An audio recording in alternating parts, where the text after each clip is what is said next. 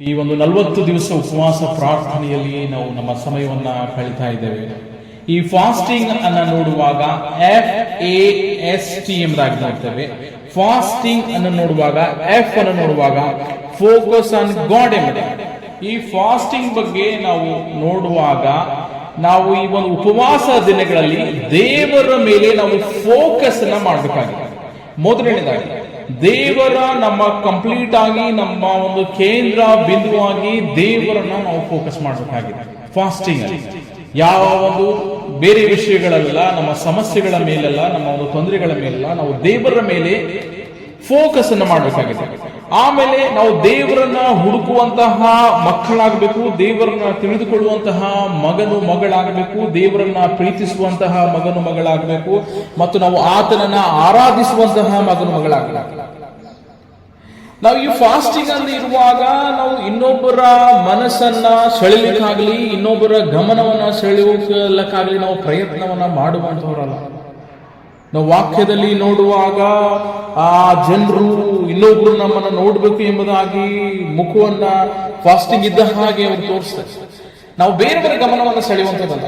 ಈ ಫಾಸ್ಟಿಂಗ್ ಅನ್ನುವಾಗ ನಾವು ಈ ಫಾಸ್ಟಿಂಗ್ ಅಲ್ಲಿ ಉಪವಾಸ ದಿನಗಳಲ್ಲಿ ದೇವರನ್ನ ಹುಡುಕುವಂತಹ ಮಗನಾಗಬೇಕು. ಈ ಫಾಸ್ಟಿಂಗ್ ಅಲ್ಲಿ ಇರುವಾಗ ದೇವರಿಂದ ಬರುವಂತಹ ಒಂದು ಪ್ರತಿಫಲದ ಮೇಲೆ ನಾವು ಗಮನವನ್ನು ಹರಿಸಬೇಕಾಗಿದೆ, ಜನರ ಮೇಲೆಲ್ಲ. ಅವಳು ಫಾಸ್ಟಿಂಗ್ ಅಲ್ಲಿ ಇದ್ದಾಳೆ, ಅವನು ಫಾಸ್ಟಿಂಗ್ ಅಲ್ಲಿ ಇದ್ದಾನೆ ಎಂಬುದಾಗಿ ಜನರು ನಮ್ಮನ್ನ ಗಮನ ಸೆಳೆಯೋದಕ್ಕಿಂತಲೂ ನಮ್ಮ ಗಮನ ನಾವು ದೇವರ ಮೇಲೆ ಇಡಬೇಕಾಗಿದೆ. ನಾವು ದೇವರನ್ನ ಹುಡುಕುವಂತಹ ಒಂದು ಪ್ರಯತ್ನವನ್ನು ಮಾಡಬೇಕಾಗಿದೆ. ಈ ಉಪವಾಸ ದಿನಗಳಲ್ಲಿ ನಾವು ದಿನದಿಂದ ದಿನಕ್ಕೆ ನಾವು ದೇವರ ಹತ್ತಿರ ಬರುವಂತಹ ಮಗನು, ದೇವರ ಹತ್ತಿರ ಬರುವಂತಹ ಮಗಳು ಆಗಬೇಕು. ಎರಡನೇ ನೋಡುವಾಗ FAST ಎನ್ನುವಾಗ ಎರಡನೇದು A ಎಂಬುದಾಗಿ. ಈ FA ಎನ್ನುವಾಗ ಇದು ಅಬ್ಸ್ಟೈನ್ ಫ್ರಮ್ ಫುಡ್ ಎಂಬುದಾಗಿ, ಆಹಾರದಿಂದ ದೂರವಾಗಿರ್ಬೇಕು. ಈ ಫಾಸ್ಟಿಂಗ್ ಅನ್ನು ನೋಡುವಾಗ ನಾವು ಊಟವನ್ನ ಸ್ಕಿಪ್ ಮಾಡಬೇಕಾಗಿದೆ. ಒಂದು ಮೀಲನ್ನು, ಒಂದು ದಿನದ ಊಟ ಆಗಿರ್ಬೋದು. ಈ ಸ್ಕಿಪ್ಪಿಂಗ್ ಅನ್ನುವನ್ನ, ಈ ದೂರ ಇರುವಂತದನ್ನ ಊಟವಾಗಿರ್ಬೋದು, ಇಲ್ಲ ಇನ್ನು ಏನಾಗಿದೆ, ನಾವು ಊಟದಿಂದ ದೂರವಿರಬೇಕಾಗಿದೆಯಾ ಅಥವಾ ಯಾವ ಒಂದು ಪಾಪದಿಂದ ನಾನು ದೂರವಾಗಿರ್ಬೇಕೆಂಬುದಾಗಿ ಯೋಚನೆಯನ್ನು ಮಾಡಬೇಕಾಗಿದೆ. ನಾವು ಫಾಸ್ಟಿಂಗ್ ಅಲ್ಲಿ ಉಪವಾಸವನ್ನ ಇದ್ದು ಮತ್ತೆ ಪಾಪವನ್ನ ಮಾಡ್ತಾ ಇರದೆ ನಾವು ಯಾವ ಪಾಪದಿಂದ ದೂರವಾಗಿರ್ಬೇಕೆಂಬುದಾಗಿ ಯೋಚನೆ ಮಾಡ್ತೀವಿ. ಈ ಫಾಸ್ಟಿಂಗ್ ಅನ್ನುವಾಗ ನಾನು ಆಹಾರದಿಂದ ದೂರವಿರದಲ್ಲದೆ ಇನ್ನು ಯಾವುದರಿಂದ ನಾನು ದೂರವಾಗಿರಬೇಕು. ದೇವರ ಸನ್ನಿಧಾನದಲ್ಲಿ ಬರಲಿಕ್ಕೆ, ದೇವರನ್ನ ಹುಡುಕಲಿಕ್ಕೆ, ದೇವರನ್ನ ಪ್ರೀತಿಸಲಿಕ್ಕೆ, ದೇವರನ್ನ ಆರಾಧಿಸಲಿಕ್ಕೆ, ದೇವರನ್ನ ಬಯಸಲಿಕ್ಕೆ ಅಡ್ಡಿ ಆಗ್ತಕ್ಕಂತಹ ವಿಷಯ ಯಾವುದು ನನ್ನನ್ನ ಆತನ ಹತ್ತಿರ ಬರಲಿಕ್ಕೆ ಅಡ್ಡಿ ಮಾಡ್ತದೆ ಎಂಬುದಾಗಿ ಯೋಚನೆಯನ್ನ ಮಾಡ್ತಾ ಅದನ್ನ ನಾವು ಅದರಿಂದ ದೂರವಾಗಿರಬೇಕು. ಫಾಸ್ಟಿಂಗ್ ಅನ್ನುವಾಗ ಆಹಾರದಿಂದ ದೂರ ಇರಬೇಕು. FA ಆಯ್ತು. ಇವಾಗ S ನೋಡುವಾಗ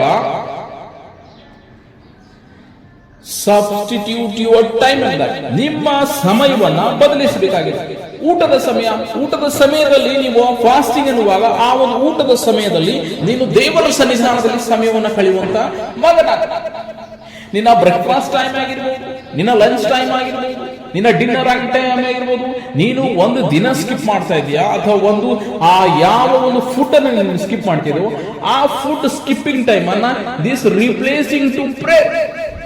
ನೀನು ಆ ಊಟದ ಸಮಯದಲ್ಲಿ ನೀನು ಪ್ರಾರ್ಥನೆಯಲ್ಲಿ ಹೆಚ್ಚುವರಿ ಸಮಯವನ್ನು ಕಳೆಯುವಂತ ಮಗನಾಗಬೇಕು. ನೀನು ವಾಕ್ಯದಲ್ಲಿ ಹೆಚ್ಚುವರಿ ಸಮಯವನ್ನು ಕಳೆಯುವಂತ ಮಗ. ನಿನ್ನ ಸಮಯವನ್ನು ಬದಲಾಯಿಸಿ. ನೀನು ಊಟ ಮಾಡ್ತಕ್ಕಂಥ ಸಮಯವನ್ನ ಪ್ರಾರ್ಥನೆಯಲ್ಲಿ ಸಮಯವನ್ನು ಕಳೆಯುವನಾಗು. ನೀನು ಬ್ರೇಕ್ಫಾಸ್ಟ್ ಮಾಡುವಂತಹ ಸಮಯದಲ್ಲಿ ನೀನು ವಾಕ್ಯವನ್ನು ಧ್ಯಾನಿಸುವಂತಹ ಸಮಯವನ್ನಾಗಿ ಬದಲಾಯಿಸಿ. ನೀನು ನಿನ್ನ ಸಮಯವನ್ನ ಸಬ್ಸ್ಟಿಟ್ಯೂಟ್ ಮಾಡಬೇಕು. ಈ ಫಾಸ್ಟಿಂಗ್ ಗಳಲ್ಲಿ, ಈ ಫಾಸ್ಟಿಂಗ್ ದಿನಗಳಲ್ಲಿ, ಈ ಉಪವಾಸದ ದಿನಗಳಲ್ಲಿ ನಿನ್ನ ಒಂದು ಫೋಕಸ್ ದೇವರ ಮೇಲೆ, ನೀನು ಯಾವುದರಿಂದ ದೂರವಾಗಿರ್ಬೇಕೆಂಬುದಾಗಿ ಆಲೋಚನೆಯನ್ನು ಮಾಡು. ನೀನು ನಿನ್ನ ಸಮಯವನ್ನು ಬದಲಾಯಿಸಿ.